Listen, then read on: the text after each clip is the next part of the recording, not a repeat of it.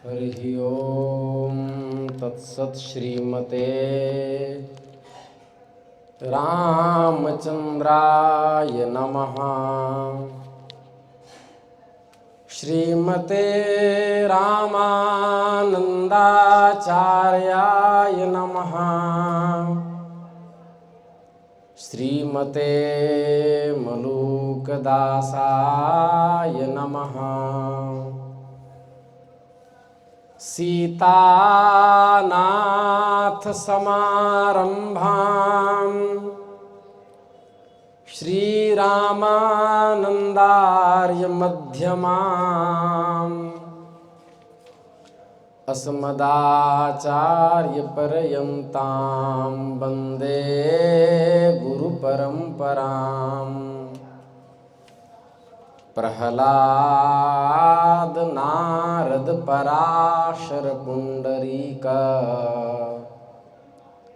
व्यासाम्बरीश शुक शौनक भीष्मदाल्भ्यान् रुक्मांगदार्जुन वसिष्ठ विभीषणादीन्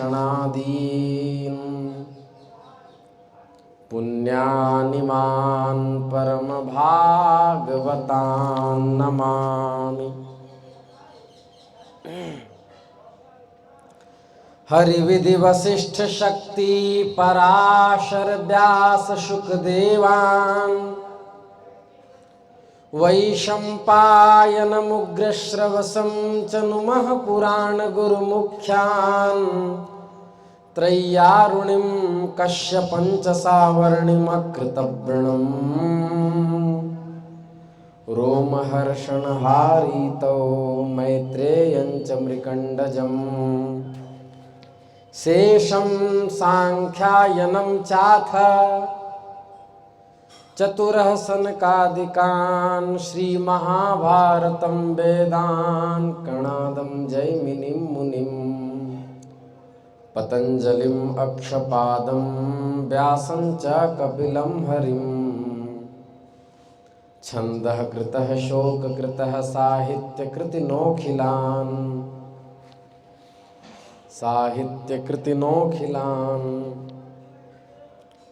श्रीराम जय राम जय जय राम।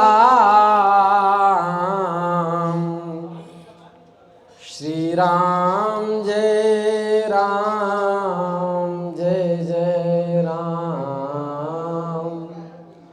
सीताराम जय सीताराम।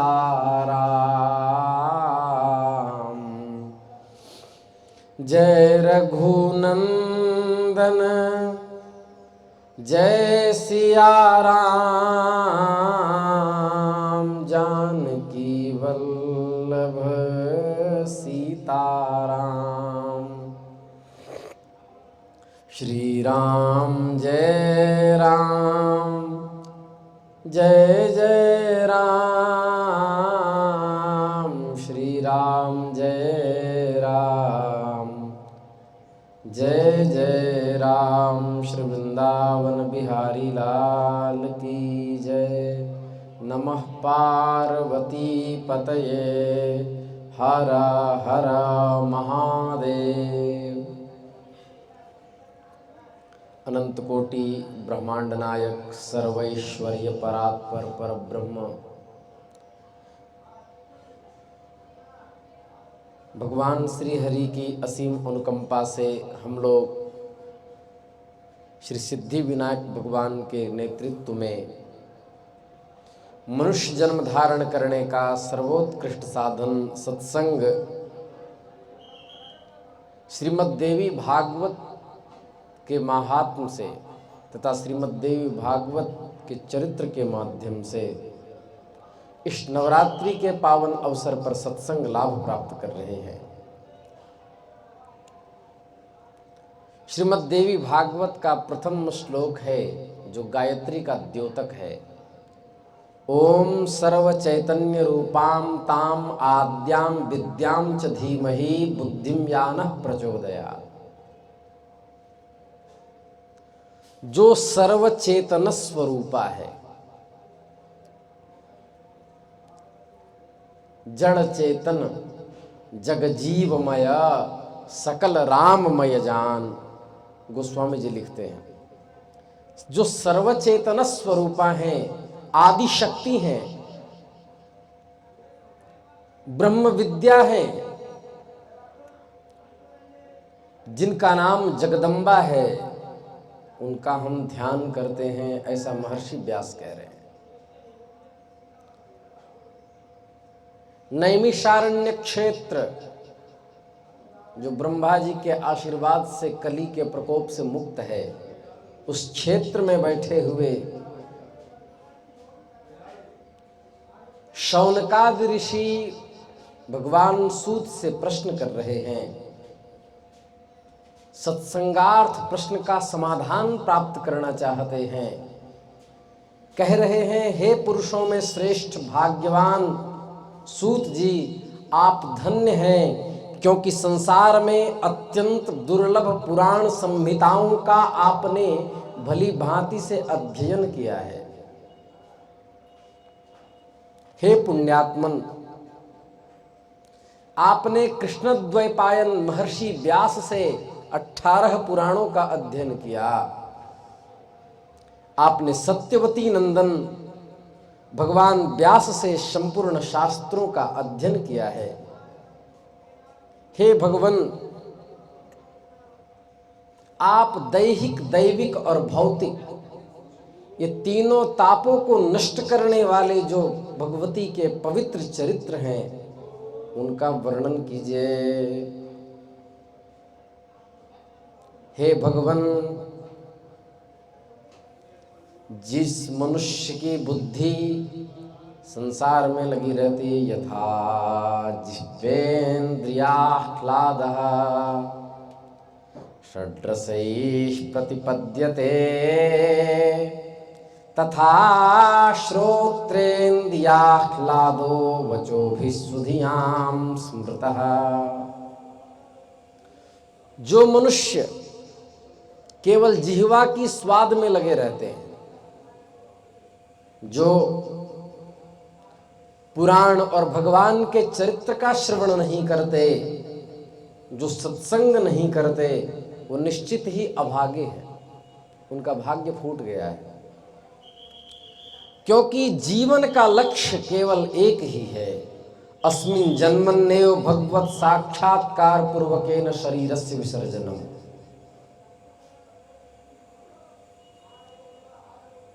जैसे षड्रस के स्वाद से कटवम क्या है, कटवम लवणा तीक्ष्ण तीक्ष्ण रुक्ष विदाहिनः, जैसे षड्रस के आस्वादन से जिह्वा को आह्लाद होता है, उसी प्रकार भगवान के परम पवित्र चरित्र को श्रवण करने से विद्वज्जनों को उसी आनंद की अनुभूति होती है। कहा है ना, विद्वज्जन जानाति विद्वज्जन परिश्रमम।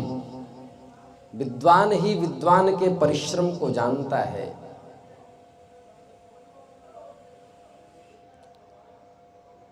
इसलिए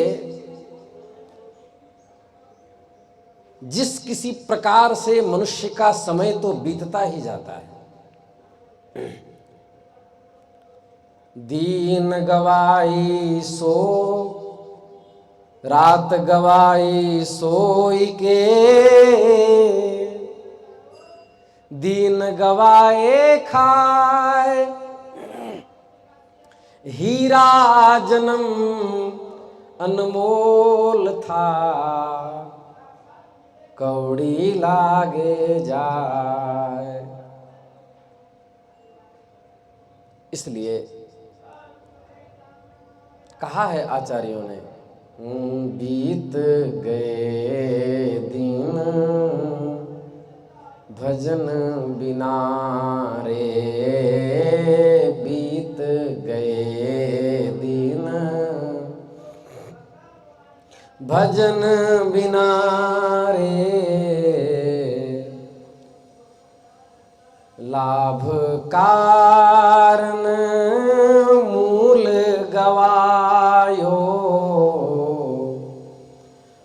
भून गई मन की तृष्णा रे,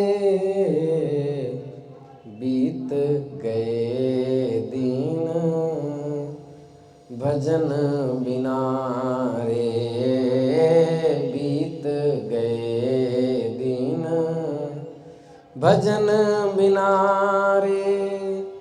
ये न के ना पाए ना कालातिवाहनं स्मृतं,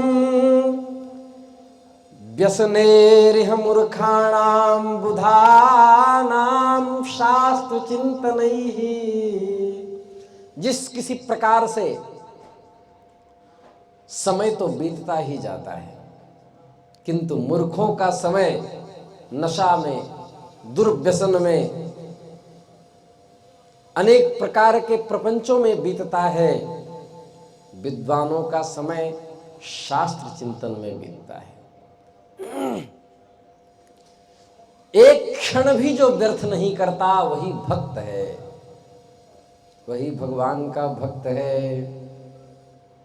इसलिए कहा काव्य शास्त्र विनोदेन कालो गच्छति धीमताम, व्यसनानाम च मूर्खेण निद्रया कलहेन वा। काव्य शास्त्र के विनोद से विद्वान हंसी मजाक भी यदि करते हैं तो शास्त्रों से करते हैं, और मूर्खों का समय कैसे बीतता है? व्यसन में, नशा में, सोने में, इसकी निंदा उसकी निंदा, ऐसा प्रपंच वैसा प्रपंच, जमीन में जायदाद में, इसी में समय, मूर्खों का समय बीतता है। और शास्त्र भी विचित्र प्रकार के तर्क वितर्क से युक्त होते हैं।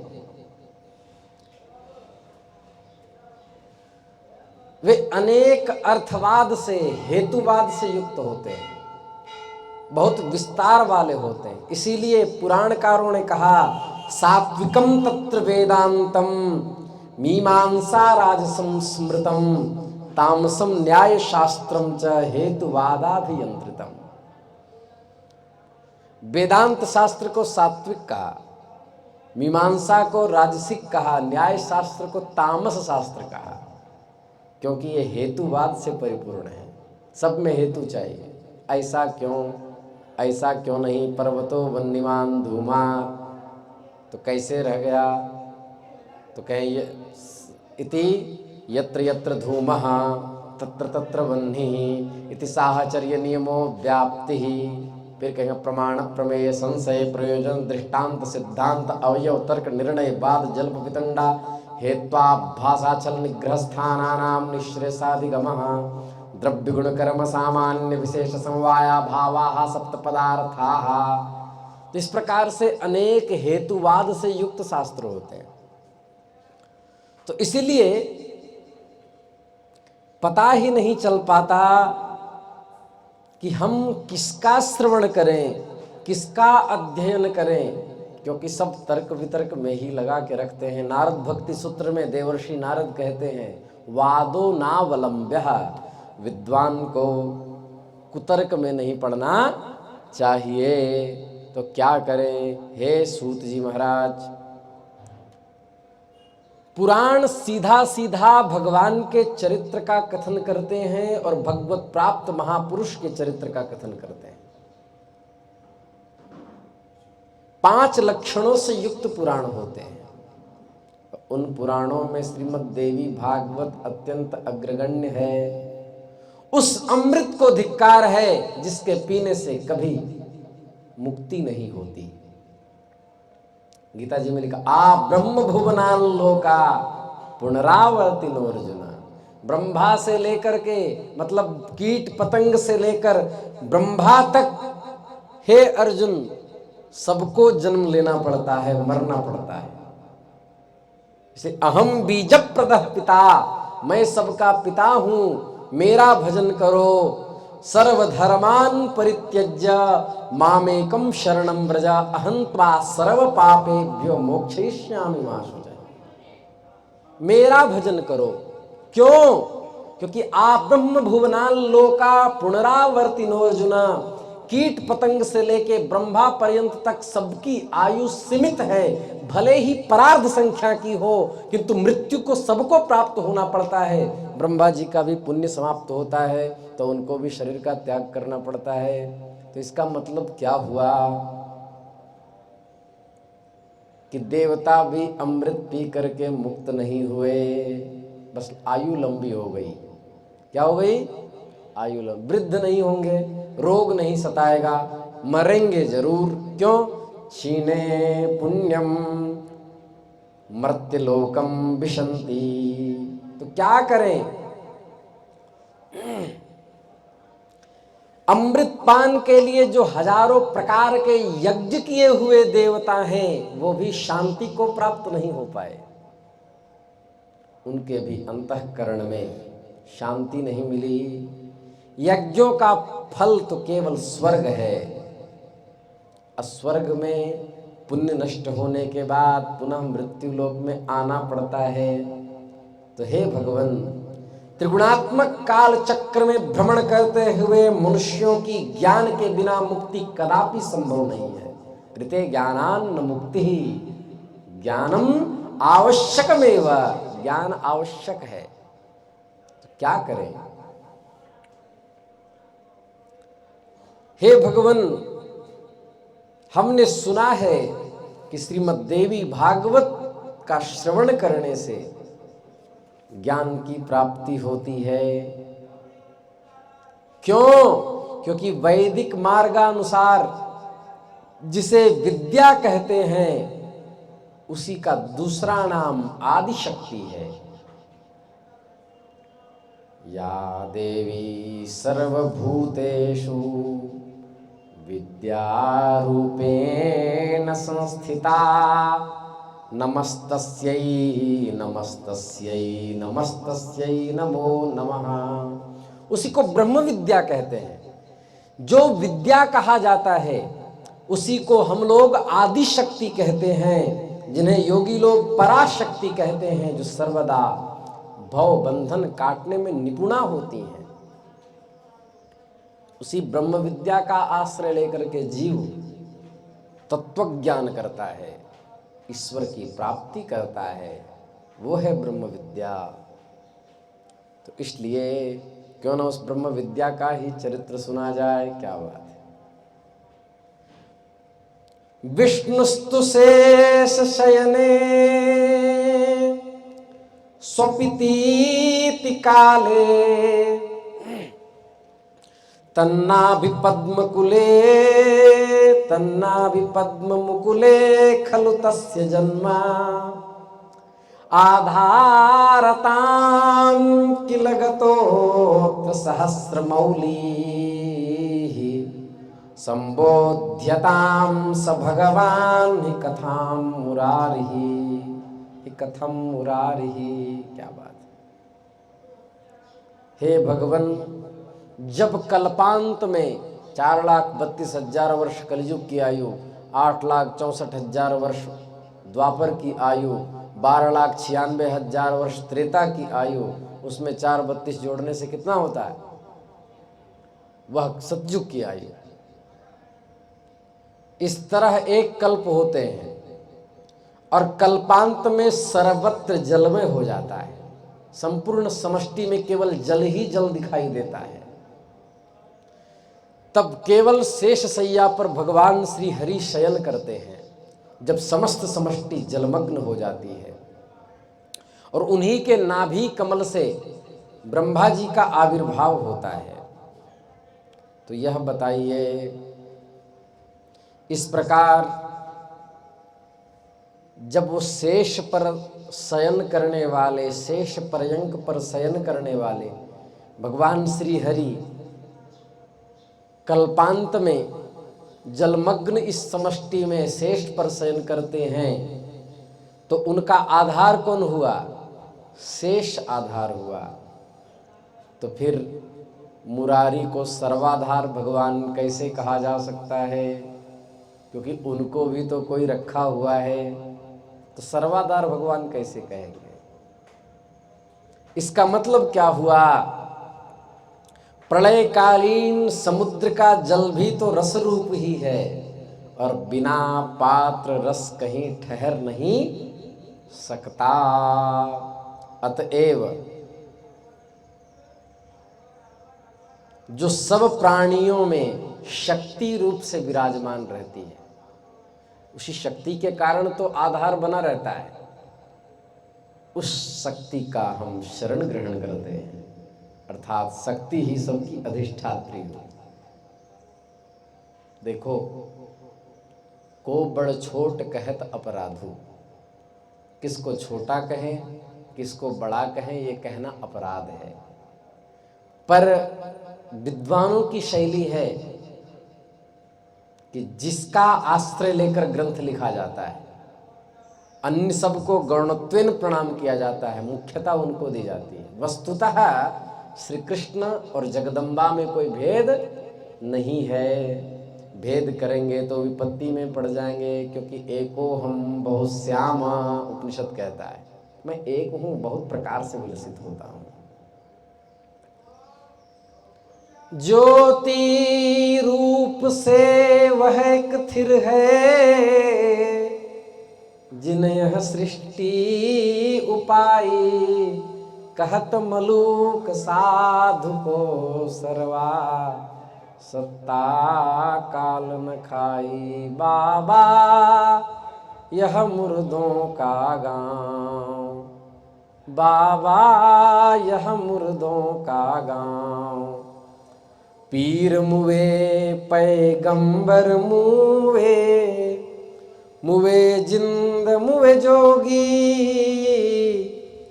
राजा मरे प्रजा भी मरी गए, मुवे वैद्य मुवे रोगी। बाबा यह मुर्दों का गांव, चांद हूँ मरी है सूरज हूँ मरी है, मरी जई है धरणी आकाशा,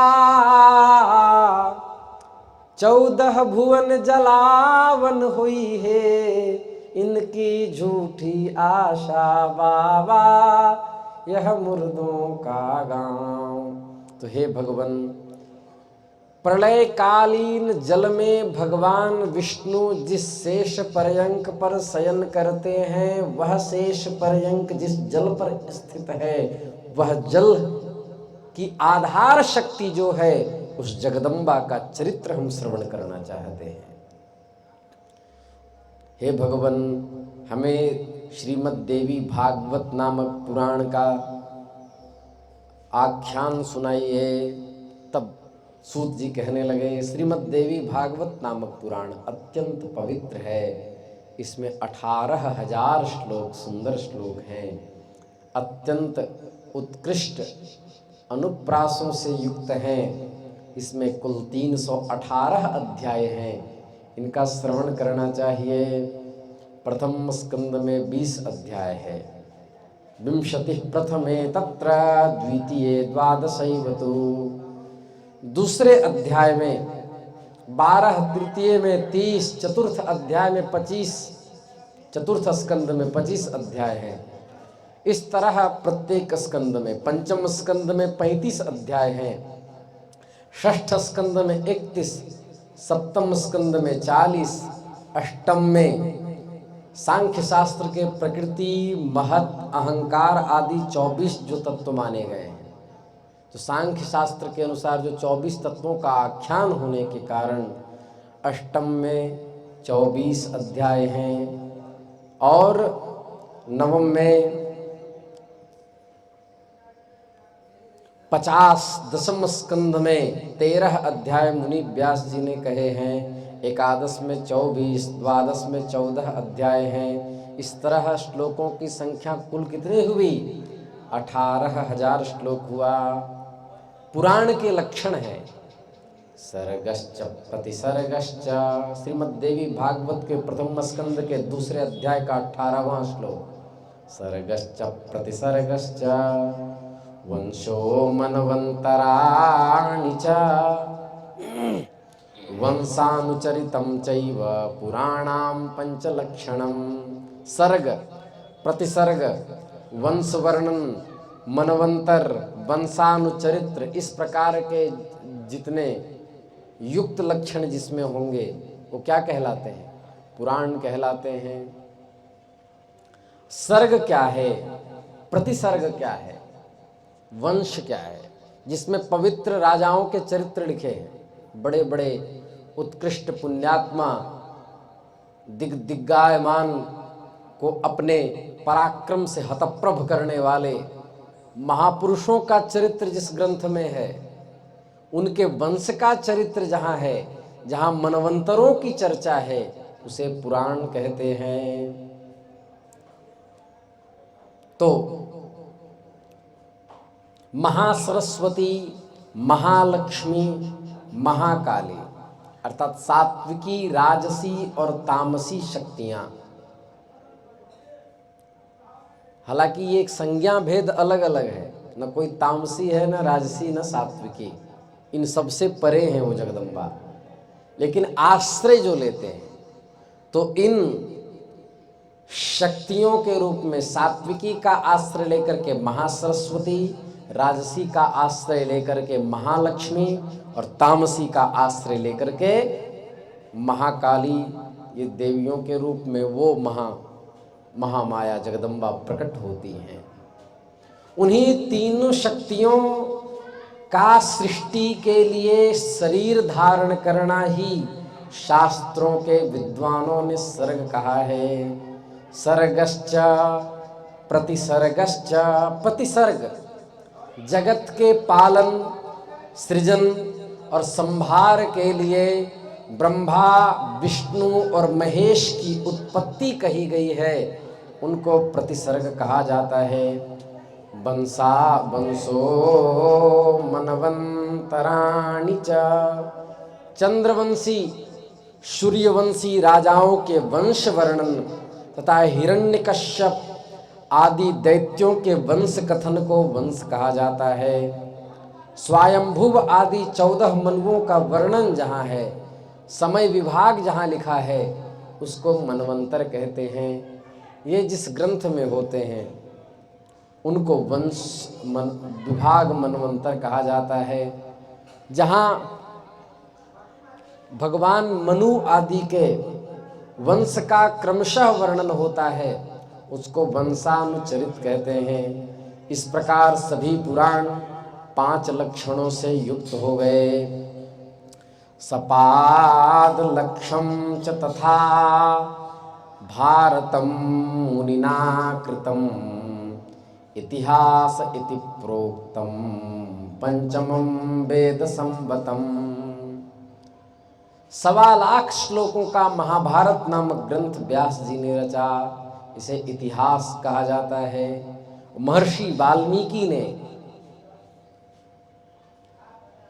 वाल्मीकि रामायण की जो रचना की, जिसमें आध्यात्म रामायण भी मिला लिया गया, आदि रामायण भी मिला लिया गया, तो उसको भी इतिहास ही कहा गया।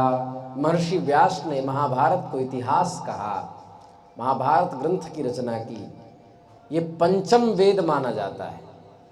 इस महाभारत ग्रंथ को 5वां वेद कहा जाता है। हे सूत जी, हम आगे सुनना चाहते हैं। पुराण कौन कौन से हैं, कितने हैं, इसका वर्णन हम लोग सुनना चाहते हैं। क्योंकि हे भगवान, कली काल से भयभीत हम ब्राह्मण नैमिषारण्य क्षेत्र में ही रहते हैं। ब्रह्मा जी ने मनोमय चक्र हमें देकर यह आदेश किया था कि इस चक्र के पीछे पीछे आप लोग जाएं। यह चक्र अपने निमी भाग से जिस भूमि का स्पर्श करेगा और जहाँ इनकी नैमिषीर्ण हो जाएगी, वह देश नैमिषारण्य कहलाएगा। वहाँ कलिकाल का प्रवेश नहीं होता। आप लोग वहाँ तब तक रहें जब तक सत्ययुग ना आ जाए। सतयुग आने के बाद फिर आप लोग वहाँ से आ सकते हैं। तो हम लोग ब्रह्मा जी के आदेश से यहाँ चले आए। नैमिषारण्य में कलिकाल का प्रवेश नहीं होता, इसलिए मैंने अनेक ऋषि मुनियों, सिद्धगणों और कलिकाल से भयभीत महात्माओं के साथ यहाँ अपना निवास बना लिया है। लेकिन काव्य शास्त्र विनोदेन कालो गच्छति धीमताम, इस सिद्धांत के अनुसार हम लोग एक भी क्षण व्यर्थ नहीं करना चाहते। इसलिए हे भगवन, आप यहाँ हम लोगों को भगवती पराम्बा का चरित्र श्रवण करवाइए, क्योंकि ललिताम्बा ने ही जब वहाँ पाताल के जल निकलने लगे तो हाथ से रोक करके ऋषियों की रक्षा की, जल में बहने से बचाया। तो श्री ललिताम्बा के प्रति उत्कृष्ट मातृवत्सलता है, स्नेह है ऋषियों का, इसलिए माता का चरित्र श्रवण करना चाहते हैं। हम देवी भागवत पुराण सुनना चाहते हैं। ये श्लोक यहीं से लिया गया है, प्रथम स्कंद के 3 अध्याय का 2 श्लोक। मद्वयम भद्वयम चैव भ्रत्रयम